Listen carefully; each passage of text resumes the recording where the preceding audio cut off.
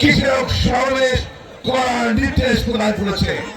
আমরা এই সমাবেশে অতীতে বিএনপি কি করেছে, আগামীতে আল্লাহর রহমতে আপনাদের ভোটে বাংলাদেশ জাতীয় দল ক্ষমতায় আসলে বাংলাদেশের কৃষক ও কৃষির জন্য কি করবে তা আমি আপনাদের সামনে এখন আমাদের ভারপ্রাপ্ত চেয়ারম্যান জনাব তারেক রহমানের পক্ষ থেকে আমি পাঠ করছি। প্রিয় ভাইরা, আমরা আমাদের দল ক্ষমতা আসতে কি কি কৃষকদের জন্য করে সেটা আপনাদের সামনে বলে রাখবো।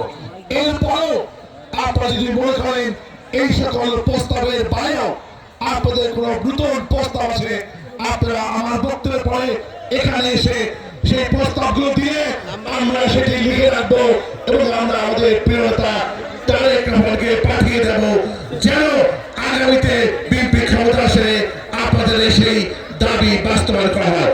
এখন আমি সংক্ষিপ্তভাবে আগামীতে বিএনপি আল্লাহর রহমতে আপনাদের ভোটে ক্ষমতা আসলে কি কি পদক্ষেপ গ্রহণ করবে আমি সংক্ষিপ্তভাবে আপনাদের সামনে তুলে ধরছি। বিএনপি আগামীতে সরকার গঠন করলে কৃষকদের জন্য নিম্নলিখিত কর্মসূচি বাস্তবায়ন করার উদ্যোগ গ্রহণ করবে। কৃষকের উৎপাদিত ফসলে ন্যায্য মূল্য নিশ্চিতের জন্য ইউনিয়ন পর্যায়ে সরকারিভাবে ক্রয় কেন্দ্র স্থাপন করা হবে ইনশাআল্লাহ। কৃষকের জন্য শস্য বীমা চালু করা হবে।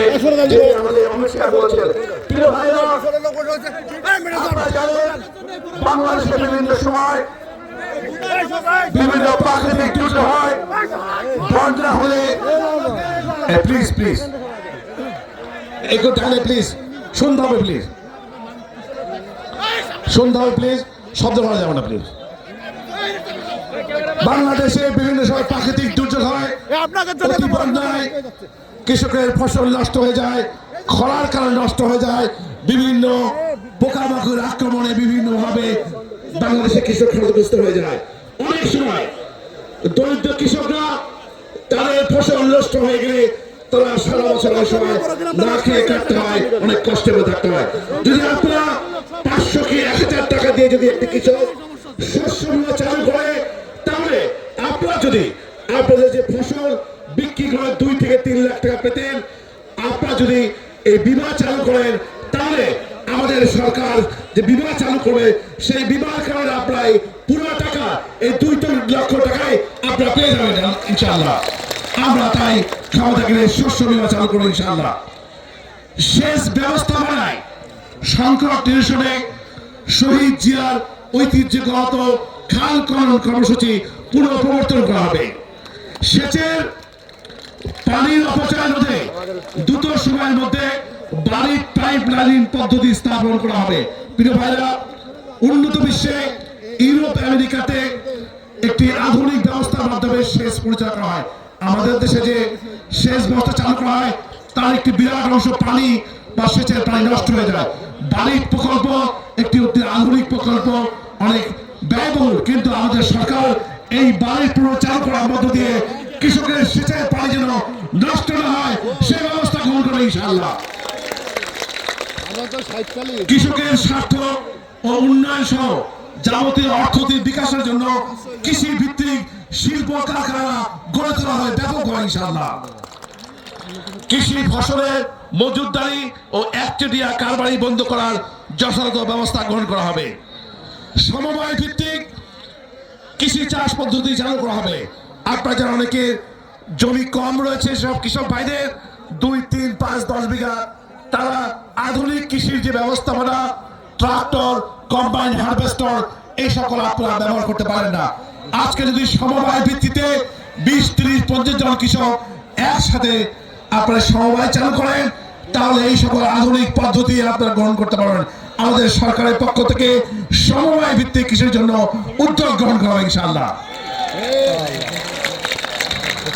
বিনা অথবা স্বল্প সুদে কৃষি ঋণ কৃষকদের মাঝে সঠিকভাবে বিতরণ করা হবে। প্রিয় ভাইরা, আপনারা জানেন বিগত সরকার এই বাংলাদেশের থেকে 28 লক্ষ টাকা চুরি করে পালিয়ে গেছে। তার মধ্যে শুধু এই কৃষি বিভাগ থেকে, কৃষি সেক্টর থেকে 2 লক্ষ টাকা চুরি করে নিয়ে চলে গেছে। অথচ বিভিন্ন সময় আমরা দেখি কৃষক ভাইরা যারা 5,000, 10,000, 20,000 টাকার কৃষি ঋণ দেয়, সেই কৃষি ঋণ পরিশোধ না করলে তাদের মাজায় দড়ি বেঁধে তাদেরকে কোর্টে চালান করা হয়। আমরা বিনা সুদে অথবা খুব অল্প সুদে কৃষি ঋণ চালু করার উদ্যোগ গ্রহণ করবো ইনশাআল্লাহ। সরকারিভাবে পেঁয়াজ সহ বিভিন্ন ফসল যেগুলো বিশেষায়িত কোল্ড স্টোরেজ স্থাপন করে এগুলো সংরক্ষণের ব্যবস্থা করা হবে। কৃষকদের মাঝে স্বল্প মূল্যে গুণগত মানসম্পন্ন বীজ বিতরণের লক্ষ্যে দেশের বিভিন্ন অঞ্চলে বীজ উৎপাদন ও প্রক্রিয়াকরণ ব্যবস্থা করা হবে এবং কৃষি বীজ ব্যাংক তৈরি করা হবে। প্রিয় ভাইরা, আপনারা জানেন ভালো বীজে ভালো ফসল। আজকে আমাদের যে দোকানপাটে স্বাভাবিক যে সকল বীজ বিক্রি হয় সেগুলো কিনে অনেক সময় কৃষকরা প্রতারিত হয়। বীজ লাগানোর পর অনেক সময় বীজের অঙ্কুরোদ্গম হয় না বা ফসল জ্বালায় না। তাই বাংলাদেশের প্রতিটি অঞ্চলে আমাদের সরকারের পক্ষ থেকে বীজ ব্যাংক স্থাপন করা হবে, যাতে কৃষকরা স্বল্প মূল্যে যেমন করে কৃষি বীজ পাবে এবং কৃষির মানসম্পন্ন বীজের নিশ্চয়তা প্রদান করা হবে ইনশাআল্লাহ। জাতীয় বাজেটে কৃষিতে মোট জিডিপির 8% বরাদ্দ দেওয়ার ব্যবস্থা করা হবে। বর্তমান যে কৃষি রয়েছে এতে জাতীয় বাজেটের মাত্র 4 ভাগ বরাদ্দ রয়েছে। আমরা এটি ডবল বা 8 ভাগ করার প্রস্তাব করেছি ইনশাআল্লাহ। প্রান্তিক কৃষকদের প্রাথমিক কৃষি শিক্ষা চালুর উদ্যোগ গ্রহণ করা হবে। প্রিয় ভাইরা, আজকে সারা বিশ্বে আধুনিক কৃষি ব্যবস্থা চালু করা